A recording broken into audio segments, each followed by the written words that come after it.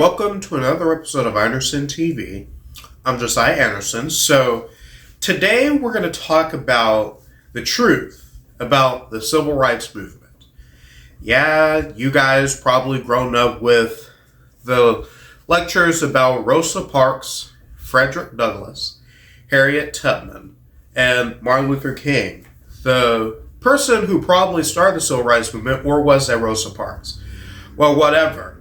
But what if I told you that the civil rights movement is probably the reason why that the black community isn't doing very well? See, I learned a lot about this. So at first I did not believe it, but now I do. And I'm going to teach you guys about it. So, and I'm also going to be reading some pieces from the recently released FBI files on the MLK assassination. So, we'll be right back.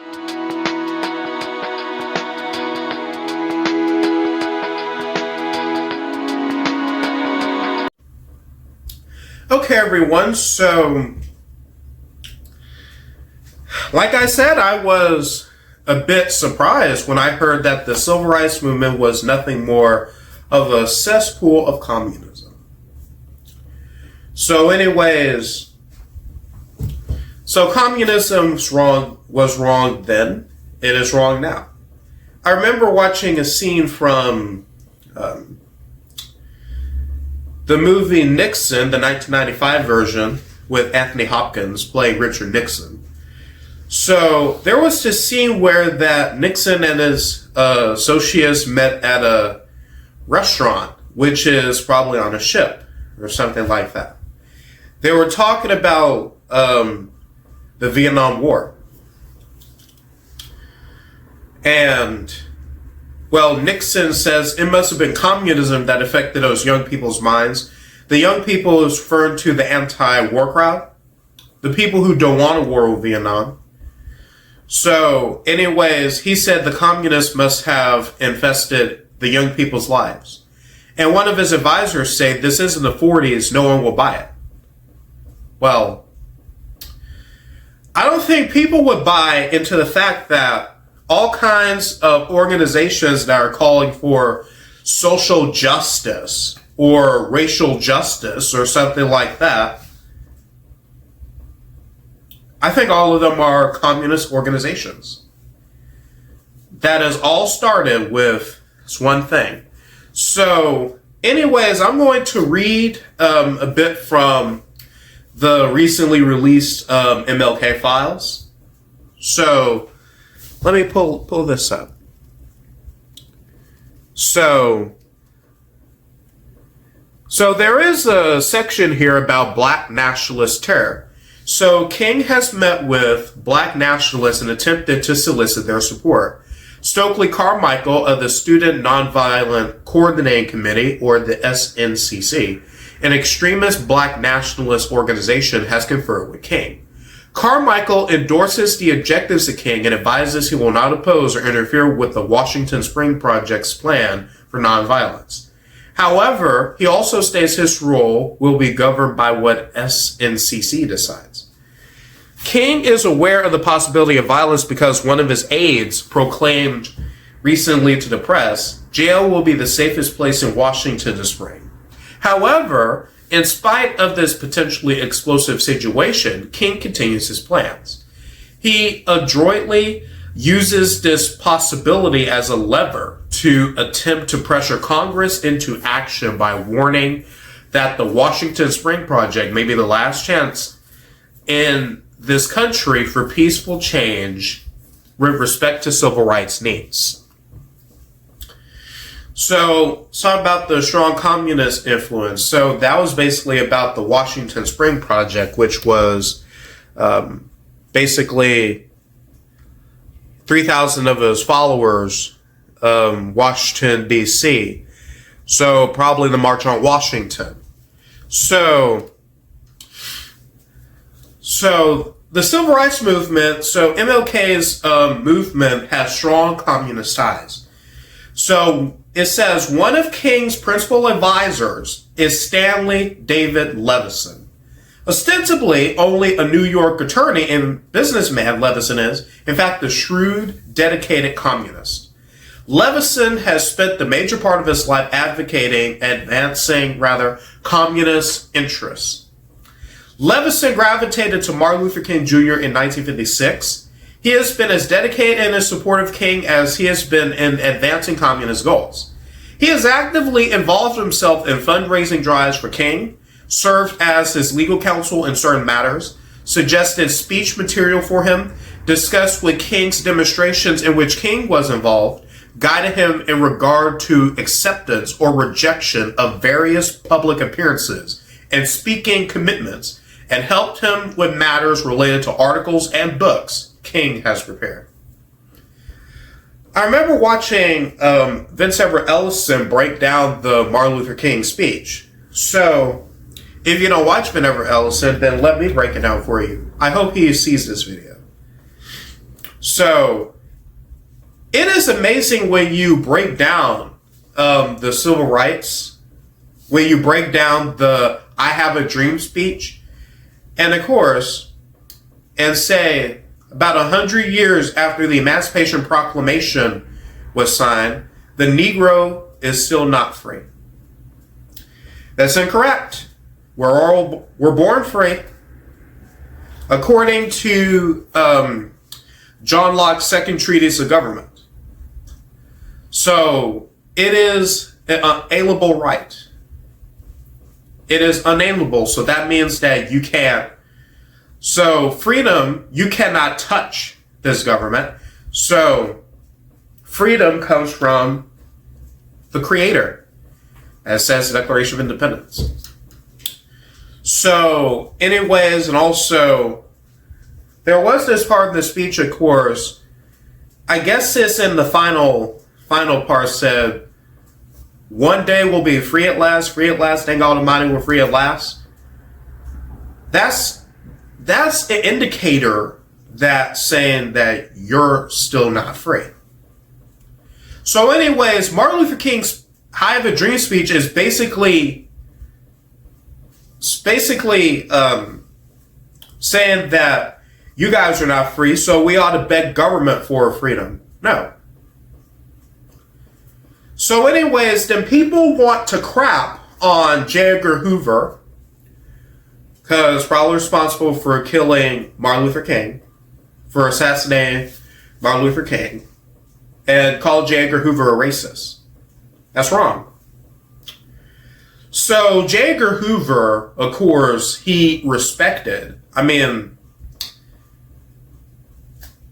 so he respected, all races, that is.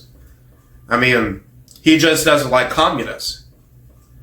So he doesn't hate black people, he hates communists. So, anyways, as everyone did those days until the 60s, which communist ideals have infiltrated the civil rights movement. So anyways, King did not write the I Have a Dream speech. It was Stanley Levison and company that wrote that speech. So anyways, the civil rights movement, did you know that the black community, they were doing good before the civil rights movement? And then people have the nerve to say that, oh, we were doing very well for a civil rights movement. So we thank God that we don't have any racism anymore, thanks to what the government has done. So thanks to the civil rights movement, of course, you're having the government pull a gun on people's heads in order to force them to sit together. What is this? So anyways, I realized that the civil rights movement, the entire point of that movement was to actually let government take control of something like that. Government took control of segregation. Well, those were racist Democrats, by the way. So, anyways, if you're not allowed that restaurant, say fine. I'll go to a different restaurant. And matter of fact, I will build a better restaurant than yours and you come eat at mine for free. So anyways, and about Rosa Parks, not giving up her seat and also not sitting at the back of the bus. That did not begin the civil rights movement. Well, it may have, but really, Rosa Parks also has communist ties as well. Did you know that? So anyways, and we're celebrating it in the public schools. So what I recognize about Black History Month is that it has been used by the left. It is being used by the radical left just to justify that. And especially during the Trump administration is saying that, oh, Trump is a racist. Trump hates black people. Jeff Landry in Louisiana hates black people. All Republicans hate black people or something like that. Which Republicans are you talking about? The same ones that just freed you, that freed your ancestors from slavery. So which Republicans are you talking about? Which party created the KKK?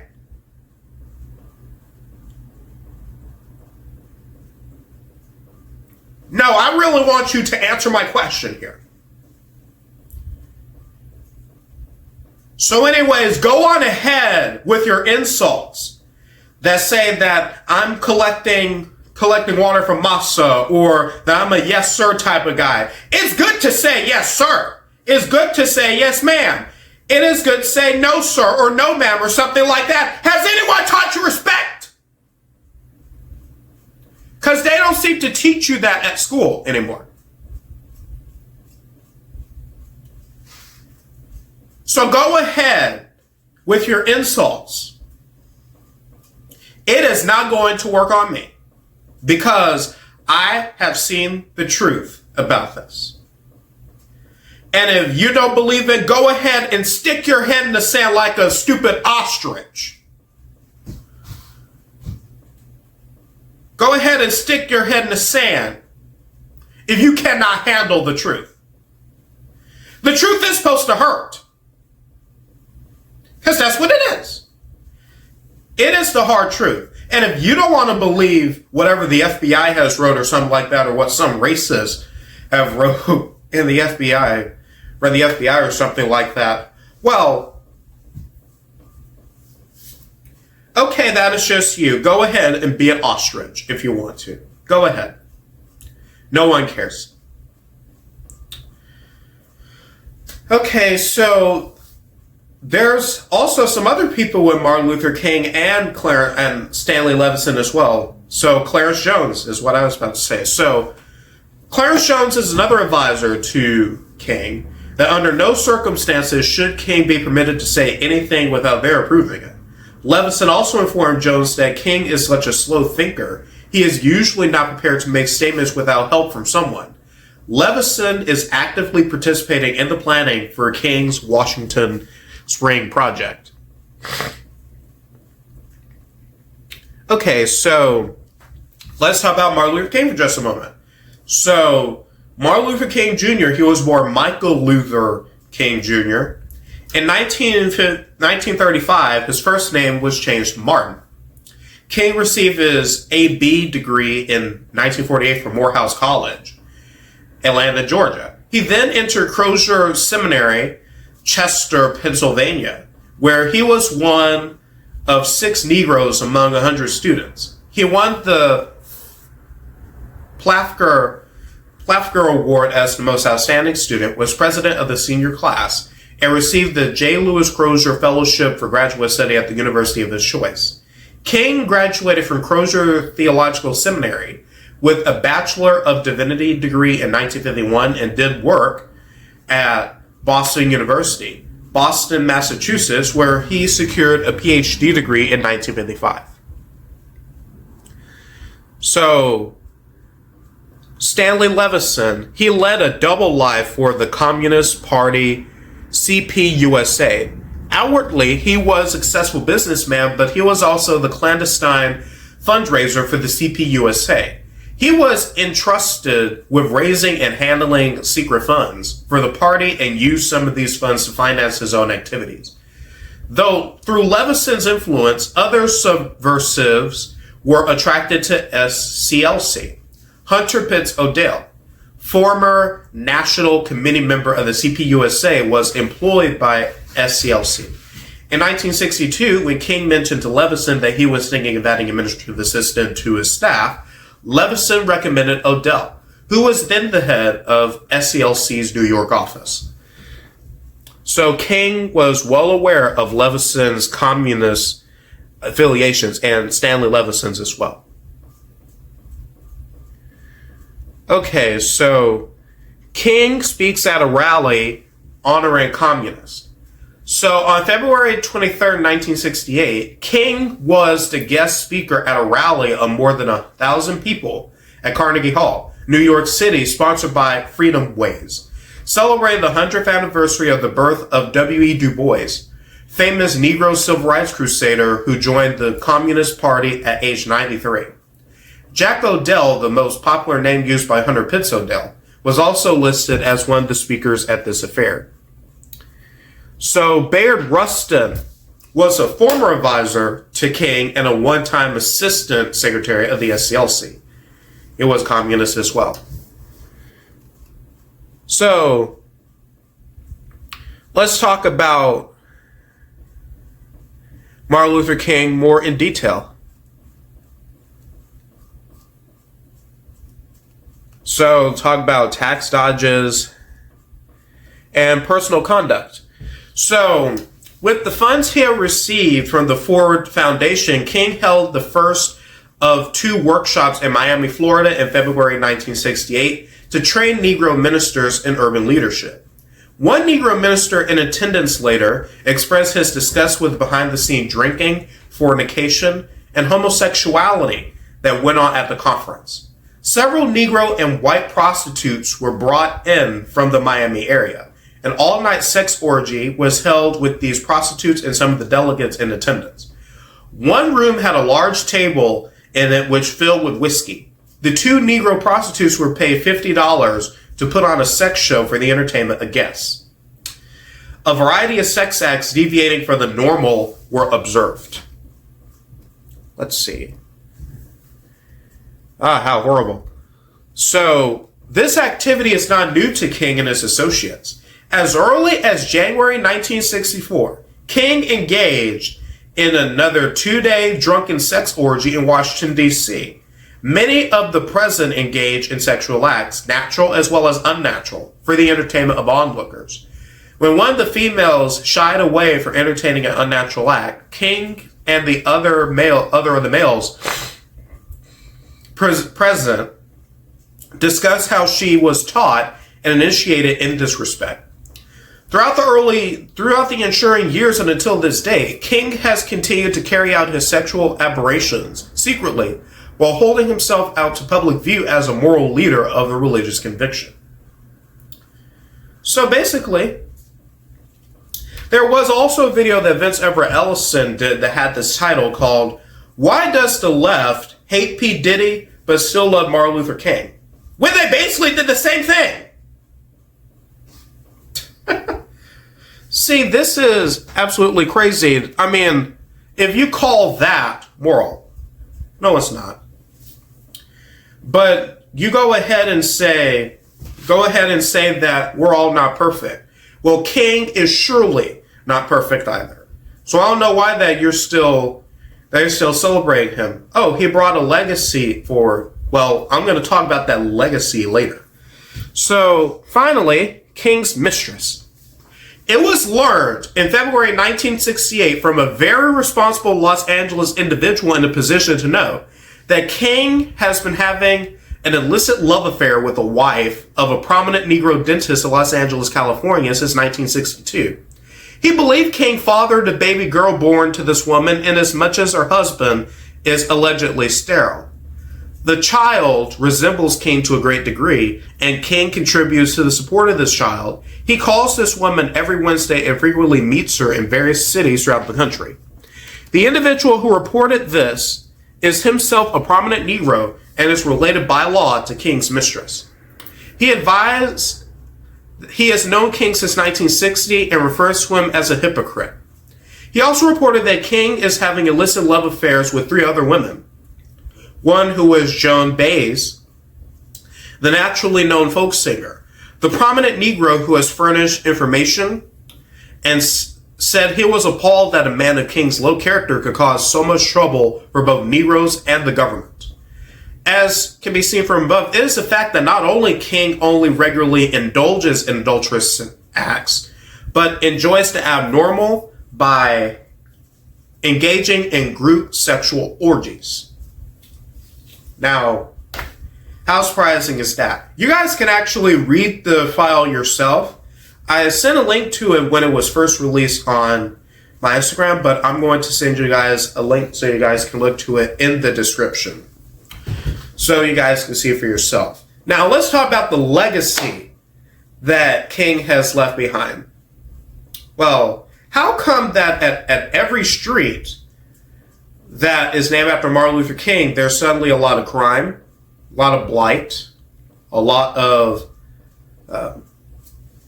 violence and stuff of that matter? We have a Martin Luther King Jr. Street in Shreveport. I know where that street is. I remember when I was younger, of course, we would pass by it.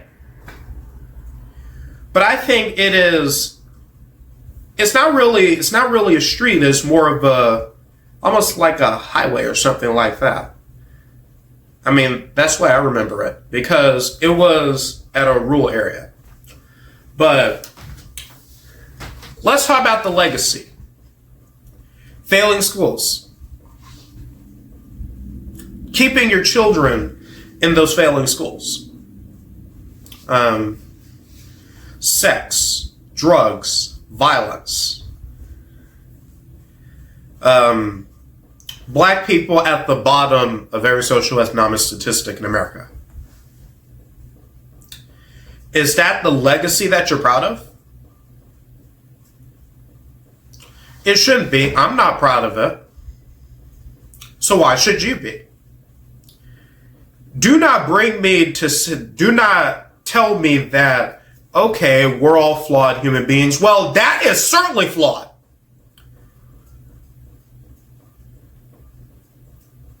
So anyways, saying that, oh, Martin Luther King's not perfect, we're all not perfect either. Well, Martin Luther King is surely not perfect.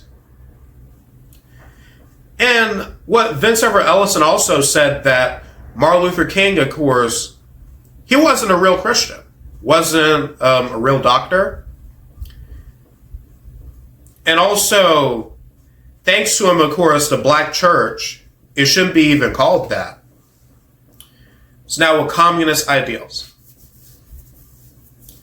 And then you have other apostate civil rights people. Jesse Jackson, Al Sharpton.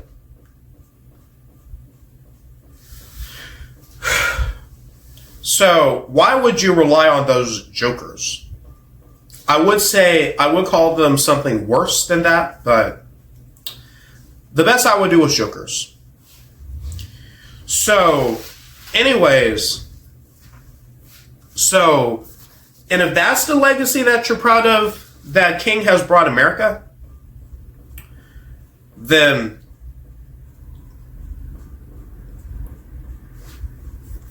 of course I would surely hate to see I would love to see your face when you get to read these documents yourself. And if you don't want to read them, that's fine. Be an ostrich. Be a victim all your life. Well, I'm going to be a victor and step up. So we'll be right back.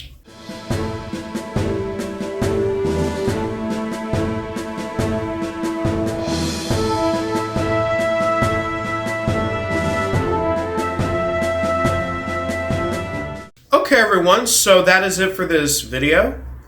So I'm starting a new series next month. It'll be, don't worry, it won't have long episodes or anything like that. It is called The 47. It is where I will talk about all 47 presidents of the United States, from George Washington to President Trump's 2024 campaign and second term so far. So, anyways, these will be explainer type of videos. It will be educational as well, so that you guys will understand